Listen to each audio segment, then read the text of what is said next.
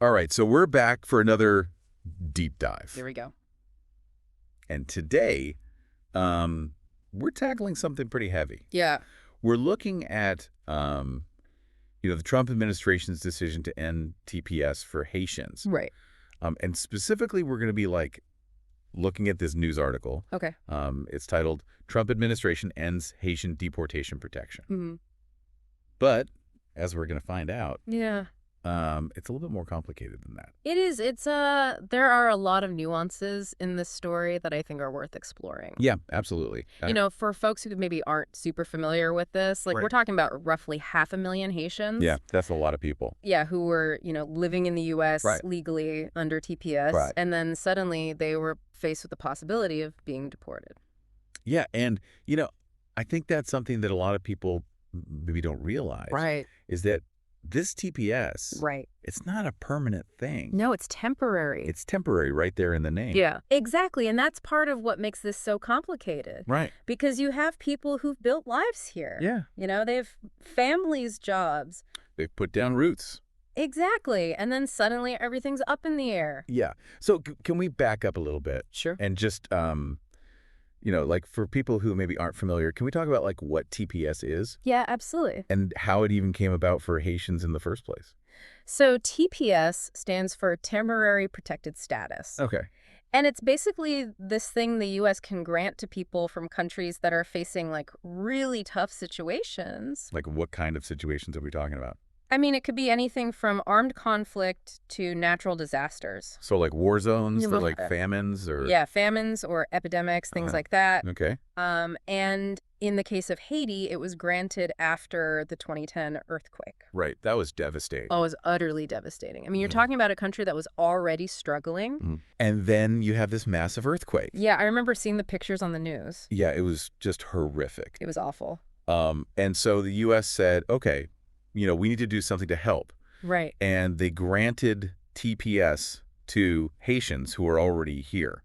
So it wasn't like people were coming over after the earthquake. No, it was for people who were already in the U.S. Okay. And it basically allowed them to stay and work legally.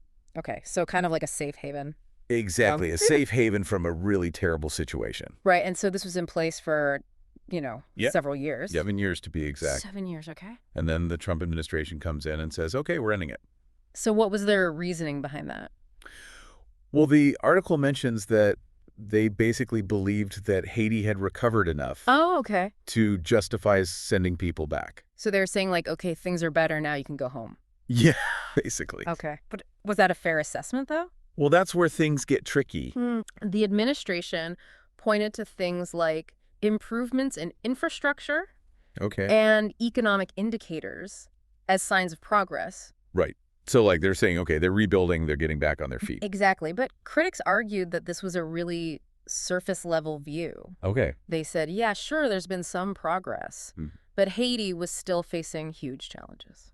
Like what kinds of challenges? Well, they were talking about things like poverty, political instability, right, and, the lingering effects of the earthquake. Right, because even if they've rebuilt some stuff, the trauma is still there. Absolutely. And the systems maybe aren't fully back in place. Exactly. And, the critics were saying, look, if you force 500,000 people to go back, that's going to put a huge strain on Haiti. Yeah, they don't necessarily have the resources. Right. They don't have the resources to support that many people coming back all at once. Right. And, those people had built lives here. So it's not like they can just go back and pick up where they left off. Exactly. They have jobs, they have families, they have kids in school. Right. It's not a simple thing. No, not at all. And so I know that the administration was emphasizing the temporary nature of TPS. Yeah, they were really hammering that home, saying, look, this was never meant to be a pathway to citizenship. Okay. It was always meant to be temporary.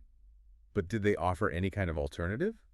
Well, no, not really. And that's part of what made this so difficult for people. They were basically saying, okay, your time's up, you got to go. But go where? Exactly. Back to a country that maybe isn't fully prepared to receive them. Right. And, even if there has been some progress, it's still a risky situation. Oh, absolutely. For a lot of these people. Yeah. You're talking about potentially uprooting families. Yeah. Separating parents from children. Sending people back to a place where they might not be safe. Exactly. And that's not even taking into account the economic impact. Right, because a lot of these people were contributing to the U.S. economy. Absolutely. They were working, they were paying taxes, they were starting businesses. And so to just like yank them out of that Yeah, it would have been a huge loss.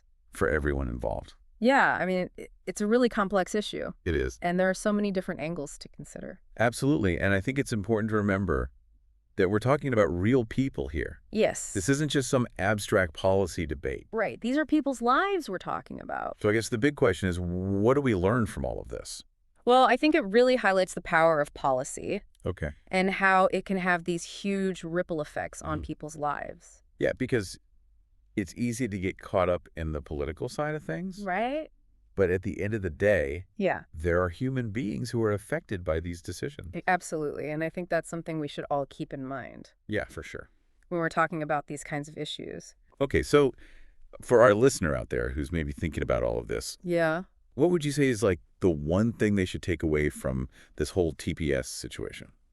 I think it really comes down to this idea that we have to think critically about the impact of our policies, Okay. especially when it comes to immigration, Mm-hmm. because these aren't just abstract ideas. Right. They have real consequences for real people.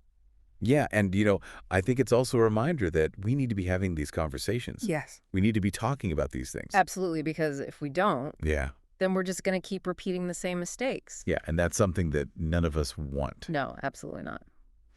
All right, well, on that note, Yeah. I think we're going to wrap up this deep dive. Sounds good. But definitely something to think about. Yeah, a lot to unpack there. For sure. All right, thanks for joining us. Thanks for having me. And we'll see you next time. See you later. Bye. Bye.